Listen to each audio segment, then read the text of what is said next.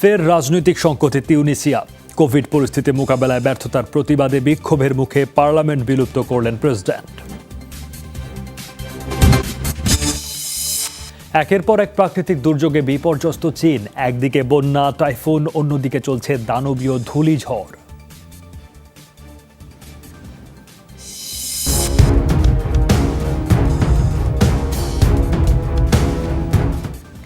ইউনেস্কোর বিশ্ব ঐতিহ্যের তালিকায় যুক্ত হলো আরও 9টি নাম। চীনকে ছাড়িয়ে সবচেয়ে বেশি হেরিটেজ এখন ইতালিতে।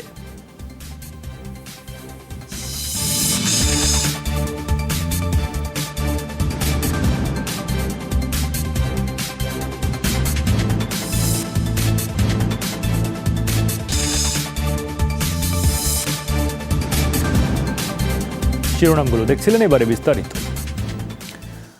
আবারও রাজনৈতিক সংকটে আরব বসন্তের সূতিকাগার তিউনিসিয়া। অস্থিরতার জেরে পার্লামেন্ট বিলুপ্ত ঘোষণা করেছেন প্রেসিডেন্ট, বরখাস্ত করেছেন প্রধানমন্ত্রীকে। প্রেসিডেন্টের পদক্ষেপকে অভ্যুত্থান আখ্যা দিয়েছে ক্ষমতাচ্যুত এন্নাহাদা পার্টি। কোভিড পরিস্থিতি মোকাবেলায় ব্যর্থতার অভিযোগে রোববার বড় ধরনের সরকার বিরোধী বিক্ষোভ হয় তিউনিসিয়ায়। এর কয়েক ঘন্টার মধ্যে দৃশ্যপটে আসেন প্রেসিডেন্ট সাইদ। এমনিতেই নানা সংকটে ছিল তিউনিসিয়া। করোনা পরিস্থিতিতে আরও খারাপ হয়েছে অর্থনৈতিক অবস্থা, বেড়েছে বেকারত্ব, যে কারণে ক্ষোভে এই ফুঁসে ওঠা তিউনিসদের। সামাজিক যোগাযোগ মাধ্যমে বিক্ষোভের ডাক দিয়ে রোববার রাজধানী সহ সব বড় শহরেই রাস্তায় নামে লাখো মানুষ। তাদের ক্ষোভের কেন্দ্রবিন্দু ক্ষমতাসীন এন্নাহাদা পার্টি। ইসলামপন্থী দলটির অনেক কার্যালয়ে ভাঙচুর ও অগ্নিসংযোগ করা হয়। কিছু জায়গায় নিরাপত্তা বাহিনীর সাথে সংঘাতেও জড়ায় বিক্ষোভকারীরা। গত 10 বছরে আমাদের কোনো সমস্যারই সমাধান হয়নি। 2011 সালেও কর্মসংস্থান আর গণতন্ত্রের জন্য আন্দোলন করেছিলাম, এখনো একই দাবি। কেন আমরা নিরস্ত্র জনগণ বৈষম্য, বিচারহীনতা, দ্রব্যমূল্য বৃদ্ধির বিরুদ্ধে প্রতিবাদ জানাতে এসেছি। বিক্ষোভের মধ্যে রাতেই রাষ্ট্রীয় টেলিভিশনে ভাষণে পার্লামেন্ট বিলোপের ঘোষণা দেন প্রেসিডেন্ট কায়েস। সংবিধানের 80 নম্বর ধারা প্রয়োগ করা হচ্ছে। ডিক্রি আকারে আরও কিছু পদক্ষেপ আসবে। যতদিন সামাজিক স্থিতিশীলতা না আসবে কিংবা নিরাপত্তা নিশ্চিত না হবে, দেশে নির্বাহী দায়িত্ব পালন করব। দ্রুত নতুন সরকার প্রধানও নিয়োগ দেয়া হবে। প্রধানমন্ত্রীকে বরখাস্তের ঘোষণায় রাতেই রাজপথে উল্লাস করেন অনেকে। তবে ক্ষোভ জানিয়ে রাস্তায় নেমেছে এন্নাহাদা পার্টির সমর্থকরাও। মাত্র একদিনের বিক্ষোভে প্রেসিডেন্টের হস্তক্ষেপকে অভ্যুত্থান বলে অভিহিত করছে তারা। নানা ইস্যুতে কয়েকদিন ধরেই বিরোধ চলছিল প্রধানমন্ত্রী ও প্রেসিডেন্টের মধ্যে। কেবল এন্নাহাদাই নয়, তিউনিসিয়ার জনগণ ও সমগ্র বিশ্বকেই অবাক করেছে এমন পদক্ষেপ। অথচ আরব বিশ্বে গণতন্ত্রের সূচনা করেছিলাম আমরা। এটা অভ্যুত্থানের মাধ্যমে ক্ষমতা দখল ছাড়া কিছুই নয়। 2011 সালে আরব বসন্তের সূচনা হয় তিউনিসিয়া থেকেই। ওই আন্দোলনে স্বৈরশাসক বেন আলী বিদায় নেওয়ার পর আর স্থিতিশীলতা ফেরেনি রাজনীতিতে। এক দশকের মধ্যেই প্রধানমন্ত্রী পরিবর্তন হয়েছে 8 বার। ডরথি তাসরিন, যমুনা নিউজ। বন্যার ভয়াবহতা না কমতেই টাইফুন ইনফার আঘাতে বিপর্যস্ত চীনের উত্তরাঞ্চলীয় উপকূল। রোববার ঘন্টায় 155 কিলোমিটার বেগে জেজিয়াং প্রদেশে ধ্বংসযজ্ঞ চালায় ইনফা। সবচেয়ে ক্ষতিগ্রস্ত সাংহাইয়ে টাইফুনের প্রভাবে ঝোড়ো হাওয়া ও ব্যাপক বৃষ্টিপাত হয়। দুর্যোগপূর্ণ আবহাওয়ায় স্থগিত রাখা হয় জাহাজ চলাচল সহ বন্দরের কার্যক্রম। 2টি বিমানবন্দরে বাতিল করা হয় কয়েকশো ফ্লাইট, বন্ধ রাখা হয় রেল সার্ভিস। বন্দর নগরীটিতে উপড়ে পড়েছে 10,000-এর বেশি গাছ। বিদ্যুৎ বিচ্ছিন্ন হয়ে পড়ে বিস্তীর্ণ এলাকা। টানা বৃষ্টিতে তলিয়ে যায় শহরের বেশিরভাগ এলাকা। দক্ষিণাঞ্চল থেকে নিরাপদে সরিয়ে নেওয়া হয় প্রায় 3,30,000 মানুষকে। চীনের হেনান প্রদেশে নজিরবিহীন বন্যায় সবচেয়ে ক্ষতির মুখে কাজের খোঁজে গ্রাম থেকে শহরে পাড়ি জমানো শ্রমিকরা। অনেকে হারিয়ে ফেলেছেন শেষ সম্বলটুকুও। বন্যার পানিতে তলিয়ে গেছে জীবনের সব সঞ্চয়। বেশিরভাগেরই নেই মাথা গোজার ঠাঁই। কোনো মতে পরিবার সহ শপিং মল বা উঁচু কোনো জায়গায় আশ্রয় নিয়েছেন এই শ্রমিকরা। পৈতৃক ভিটেমাটি ছেড়ে একটু ভালো থাকার আশায় এসব শ্রমিকরা বেছে নিয়েছিলেন শহুরে জীবন। কিন্তু হেনানের প্রাদেশিক রাজধানী ঝেংঝৌতে কয়েকদিনের বন্যায় ভেসে গেছে অনেকের স্বপ্ন। বন্যায় বাড়িঘর তলিয়ে যাওয়ায় এখন মাথা গোজার ঠাঁই পর্যন্ত মিলছে না গ্রাম থেকে আসা এসব কর্মীদের। শহরে ভয়াল বন্যায় দিশেহারা এসব মানুষগুলো গ্রামেও ফিরতে পারছে না জীবন জীবিকার শক্ত ভিত না থাকায়। আমার বাড়ি পুরোপুরি বিধ্বস্ত হয়ে গেছে, পানিতে তলিয়ে গেছে ঘরের সব ফার্নিচার। জানি না এখন কোথায় থাকবো, কি করব, কিছুই মাথায় আসছে না। এমন ভয়াবহ পরিস্থিতি কখনো দেখিনি। রাতে ঘুমাতেও ভয় পাচ্ছি, মনে হচ্ছে যদি ঘুমের মধ্যে ভেঙে পড়ে ভবন। ক্ষয়ক্ষতির তালিকা থেকে বাদ যায়নি ব্যবসায়ীরাও। এই যেমন ঝুলিয়ান, সঞ্চয় করা $31,000 বিনিয়োগ করেছিলেন রেস্তোরাঁ ব্যবসায়, এখন তা পানির নিচে। সব সময় প্রার্থনা করছি আর যেন বৃষ্টি না হয়, কারণ জীবনের সব অর্জন দিয়ে এই রেস্টুরেন্টটি করেছিলাম। এখন পথে বসার উপায়, পরিবারের মাত্র একজনের উপার্জনে এখন কিভাবে চলবো? বন্যার পানি দ্রুত নেমে গেলে হয়তো ক্ষতি কিছুটা কম হবে। তথ্য বলছে ঝেংঝুয়ের মতো শহরগুলোতে কর্মরত আছে প্রত্যন্ত অঞ্চল থেকে যাওয়া প্রায় 28 কোটি মানুষ, যারা সবাই উন্নত জীবনের আশায় শহরে পাড়ি দিয়েছিলেন। অমিত হাসান রবিন, যমুনা নিউজ। দানবীয় ধূলিঝড়ের সাক্ষী হলো চীনের উত্তর পশ্চিমাঞ্চলের শহর দুনহুয়াং। রোববারের ঝড়ে প্রায় 100 মিটার উঁচুতে ওঠে ধুলার মোটা আস্তরণ, ধেয়ে যায় উত্তর থেকে দক্ষিণের দিকে। কয়েক মিনিটের মধ্যে অন্ধকার হয়ে যায় পুরো এলাকা। অন্তত 5 মিটার এলাকার মধ্যে কিছুই দেখা যায় না। রাস্তায় থমকে যায় যানবাহন। বড় বড় রাস্তাগুলোয় গাড়ি চলাচল বন্ধ রাখে কর্তৃপক্ষ। তৈরি হয় দীর্ঘ যানজট। গুরুত্বপূর্ণ পয়েন্টগুলোয় অতিরিক্ত সদস্য মোতায়েন করে ট্রাফিক বিভাগ। আটকে পড়া গাড়িগুলো সরে যেতে লাগে দীর্ঘ সময়। স্থানীয়দের ক্যামেরায় ধরা পড়ে ধূলিঝড়ের ভয়াবহতার চিত্র। ঝড়ের পর রাস্তা, বাড়িঘরের ওপর ধুলার পুরো স্তর জমে থাকতে দেখা যায়। মাত্র 1 সপ্তাহের ব্যবধানে দ্বিতীয়বারের মতো ধূলিঝড়ের কবলে পড়ল শহরটি। গত সপ্তাহে ইয়েলো অ্যালার্ট জারি করেছিল স্থানীয় আবহাওয়া বিভাগ।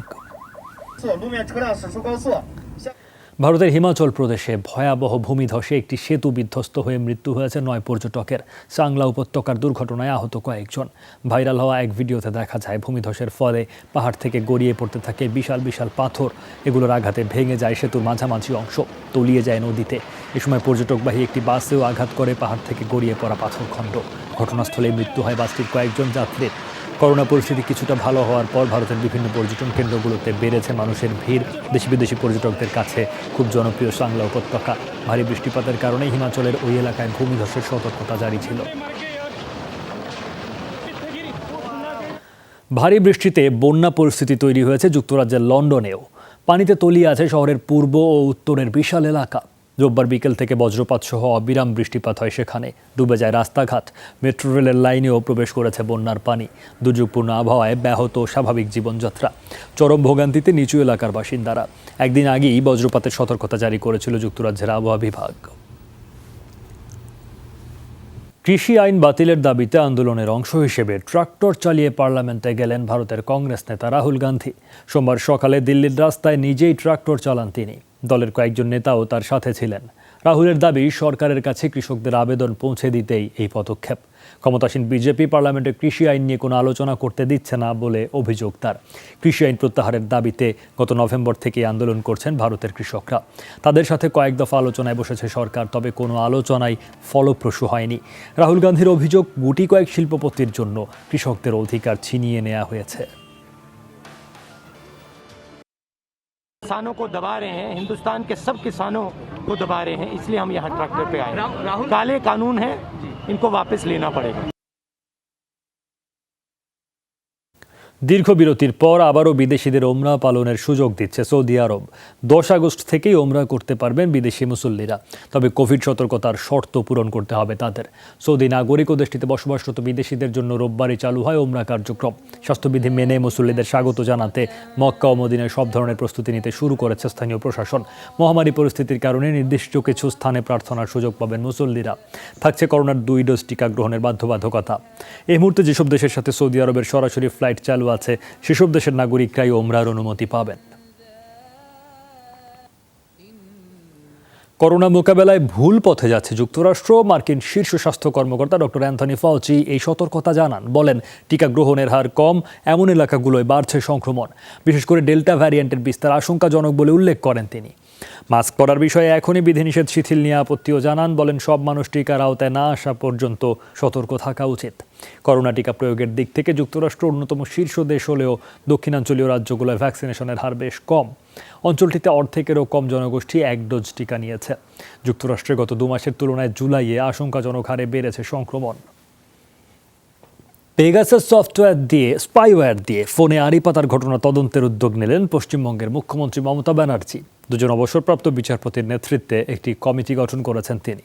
কেন্দ্রের বিরুদ্ধে আড়ি পাতার অভিযোগ ওঠার পর এই প্রথম তদন্ত করছে ভারতের কোনো রাজ্য। ভারতবর্ষে আপনারা দেখেছেন পেগাসাসের নামে একেবারে জুডিশিয়ারি থেকে শুরু করে সংবাদ মাধ্যম থেকে শুরু করে রাজনৈতিক নেতৃবৃন্দ থেকে শুরু করে সিভিক সোসাইটি থেকে শুরু করে সবাইকে একটা নজরবন্দি করে রাখা হয়েছে। কারা হ্যাকিং করছেন, কিভাবে করছেন, লিগালি করছে কিনা, লিগালি নয়, এর টোটালটাই ইলিগাল। এ বিষয়ে বিস্তারিত জানতে আমরা সরাসরি যাচ্ছি কলকাতার সহকর্মী সুকান্ত চট্টোপাধ্যায়ের কাছে। সুকান্ত, পেগাসাস কাণ্ড নিয়ে তো আজ পার্লামেন্টও হইচই হয়েছে। মমতা তদন্ত কমিটি নিয়ে কি কেন্দ্রীয় সরকারের তরফে কোনো প্রতিক্রিয়া পাওয়া গেছে? সরকারের তরফে কিন্তু এখনো কোনো প্রতিক্রিয়া পাওয়া যায়নি। তবে বুধবার দিনকে প্রধানমন্ত্রীর সাথে বৈঠক করার কথা ছিল মুখ্যমন্ত্রী।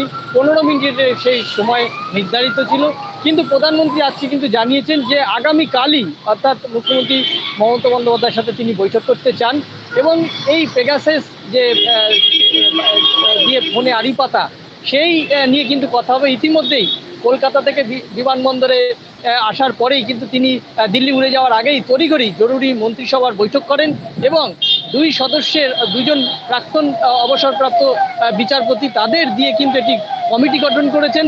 তারাই কিন্তু এই পেগাসাস যে সফটওয়্যার ইউজ করে কাদের কাদের ফোন আড়ি পাতা হয়েছিল, রাজ্যের গুরুত্বপূর্ণ নেতা মন্ত্রী শুধু নয়, গোটা দেশের যারা বিরোধী দল করেন অর্থাৎ বিজেপির বিরুদ্ধে যে দলগুলি রয়েছে তাদের নেতা মন্ত্রীদের ফোনে আড়ি পাতা হয়েছিল। এমনকি স্বয়ং রাহুল গান্ধী তার ফোনে আড়ি পাতা হয়েছিল, সোনিয়া গান্ধীর ফোনে আড়ি পাতা হয়েছিল।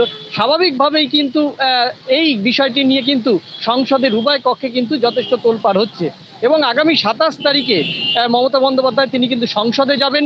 সংসদে যেহেতু তিনি দলীয় পরিষদীয় দলনেতা, সেহেতু কিন্তু তিনি অন্য যে রাজ্যের যারা প্রতিনিধি রয়েছেন তাদের সঙ্গে কথা বলবেন এই বিষয় নিয়ে এবং কেন্দ্রের ওপরে একটি সাঁড়াশি আক্রমণ করতে তিনি চলেছেন, যাতে এই পেগাসাস যে সফটওয়্যার কাজে লাগিয়ে যে মানুষের ব্যক্তিগত যে জিনিস সেগুলি জানার যে অধিকার সেটা থেকে কিন্তু তারা সেই আইন লঙ্ঘন করেছেন কেন্দ্রীয় সরকার, সংবিধান প্রদত্ত আইন, সেটা নিয়ে কিন্তু সোচ্চার হচ্ছেন। পাশাপাশি মমতা বন্দ্যোপাধ্যায় যে কৃষক আন্দোলন, কৃষকদের যে বেহাল অবস্থা লকডাউন চলাকালীন গোটা দেশে, সেই সব বিষয়গুলো কিন্তু তিনি সরব হচ্ছেন। দেখলাম এই ইস্যুতে বিরোধীরা সবাই সোচ্চার, এমনকি রাহুল গান্ধীকে দেখলাম যে ট্রাক্টর চালিয়ে তিনি সভায় গেছেন, অর্থাৎ সংসদে গেছেন, পার্লামেন্টে গেছেন। আপনাকে ধন্যবাদ যুক্ত হওয়ার জন্য সুকান্ত চট্টোপাধ্যায় বলছিলেন আমাদেরকে পশ্চিমবঙ্গ থেকে। আফগান বাহিনীর সহায়তায় তালেবানদের বিরুদ্ধে বিমান হামলা অব্যাহত রাখতে চায় যুক্তরাষ্ট্র। রোববার এক মার্কিন কমান্ডার বলেন এই কথা। বলেন, তালেবানরা সন্ত্রাসী কর্মকাণ্ড চালিয়ে গেলে তাদের জবাব দিতে প্রস্তুত আছে যুক্তরাষ্ট্র। আগামী কয়েক সপ্তাহ আফগান সরকারকে সর্বোচ্চ সহযোগিতার কথা জানান তিনি। তবে 31 আগস্ট আফগানিস্তান মিশন শেষের পরও যুক্তরাষ্ট্র তালেবান বিরোধী অভিযান চালাবে কিনা সে বিষয়টি স্পষ্ট করেননি তিনি।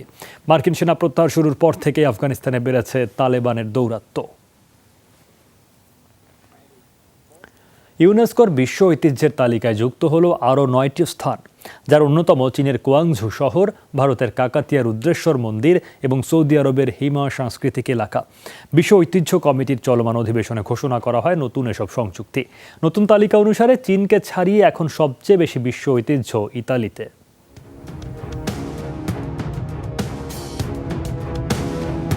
একসময় চীনে মুসলিম সভ্যতার কেন্দ্র ছিল কোয়াংঝু। আরব বিশ্বে শহরটি পরিচিত ছিল জয়তুন নামে। 1009 সালে প্রতিষ্ঠিত চিংজিং মসজিদ সহ ইসলামের প্রাচীন নানা নিদর্শনের দেখা মেলে এখানে। 1000 বছর আগেই সামুদ্রিক বাণিজ্যে বড় অবস্থান ছিল বন্দর নগরীটির। সাংস্কৃতিক গুরুত্ব বিবেচনায় কোয়াংঝুকে বিশ্ব ঐতিহ্যের তালিকায় অন্তর্ভুক্ত করেছে ইউনেস্কো। সেই সময়ে বিশ্বের সমুদ্র বন্দরগুলোর জন্য একটি উদাহরণ ছিল কোয়াংঝু। অবকাঠামো উন্নয়নের অসাধারণ প্রজ্ঞাও, যে কারণে এটি মানবতার জন্য অমূল্য সাংস্কৃতিক সম্পদ। সৌদি আরবের 6ষ্ঠ স্থান হিসেবে তালিকায় জায়গা পেয়েছে হিমা। প্রায় 7000 বছরের স্মৃতি ধারণ করে আছে অঞ্চলটির পাহাড় আর পাথর। আরব উপদ্বীপের প্রাচীন এ বাণিজ্যিক রুট পাড়ি দেওয়ার সময় পাহাড়ের শিল্পকর্ম রাখতেন নানা সভ্যতার মানুষ, যাতে প্রতিফলিত হয়েছে মানুষের রুচি ও জীবনাচরণের বিকাশ বিবর্তন। তালিকায় জায়গা পেয়েছে ভারতের কাকাতিয়া রুদ্রেশ্বর মন্দিরও। তেলেঙ্গানার 800 বছরের পুরনো মন্দিরটি রামাপা টেম্পল নামে বেশি পরিচিত। পালামপেট গ্রামের মন্দির ও একে কেন্দ্র করে গড়ে ওঠা জনপদ কাকাতিয়া স্থাপত্যের অনন্য নিদর্শন। দেয়ালে দেয়ালে পুরাণে বর্ণিত নানা চরিত্রের শিল্পকর্ম দেখতে প্রতিবছর ভিড় করেন লাখো পর্যটক।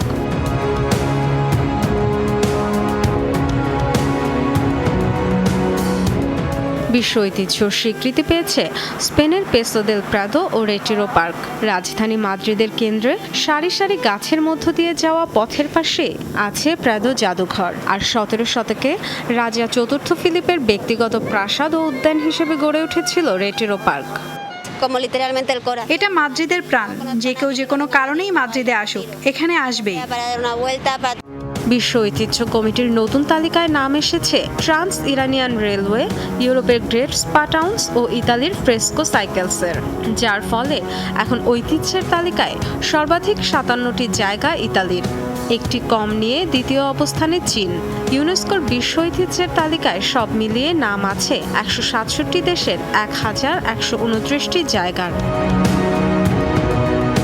তালিকা হালনাগাদের প্রক্রিয়ায় বিশ্ব ঐতিহ্য থেকে বাদ পড়েছে যুক্তরাজ্যের লিভারপুল। 18 ও 19 শতাব্দীর গুরুত্বপূর্ণ বন্দরটি 2004 থেকে তালিকায় ছিল। নতুন উন্নয়ন কাজের কারণে শহরটিকে তালিকা থেকে বাদ দেওয়ার সিদ্ধান্ত নেয় heritage committee. Dorothy Tasrin, Jamuna news. প্রথমবারের মতো বিশ্ব পিতামহ ও বৃদ্ধ দিবস পালন করল রোমান ক্যাথলিকরা। রোববার ভাষণে বাড়ির বয়োজ্যেষ্ঠদের পাশে দাঁড়াতে তরুণদের প্রতি আহ্বান জানান পোপ ফ্রান্সিস। চলার পথে তরুণ ও বৃদ্ধদের একে অপরকে প্রয়োজন বলে জানান পোপ।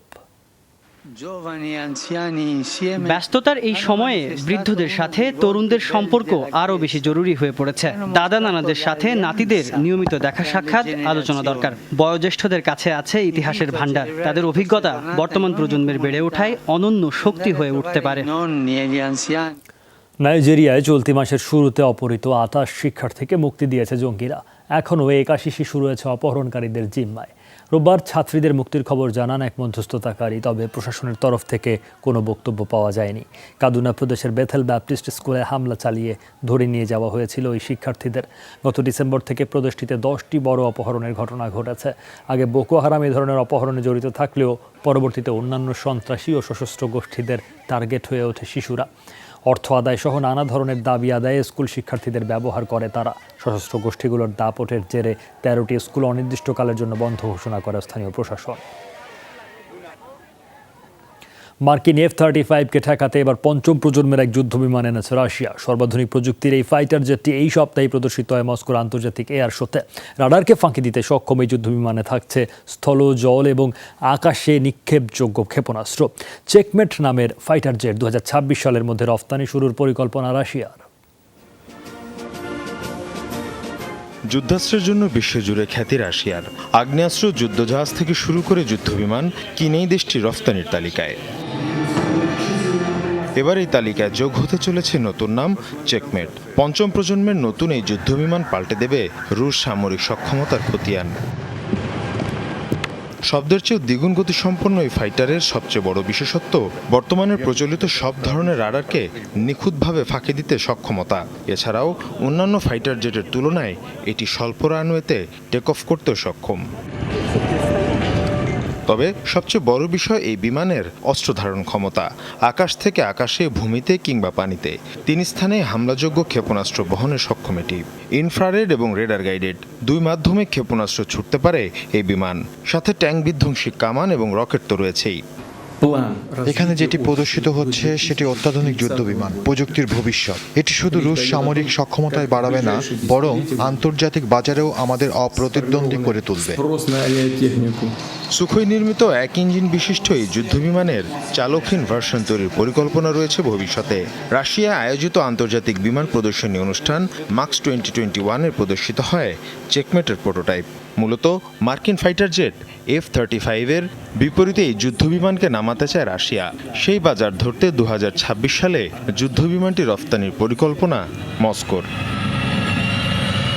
মীর মুশফিকা হাসান, যমুনা নিউজ। এই ছিল যমুনা ডেস্কের আয়োজনে। এতক্ষণ সাথে থাকার জন্য সবাইকে ধন্যবাদ।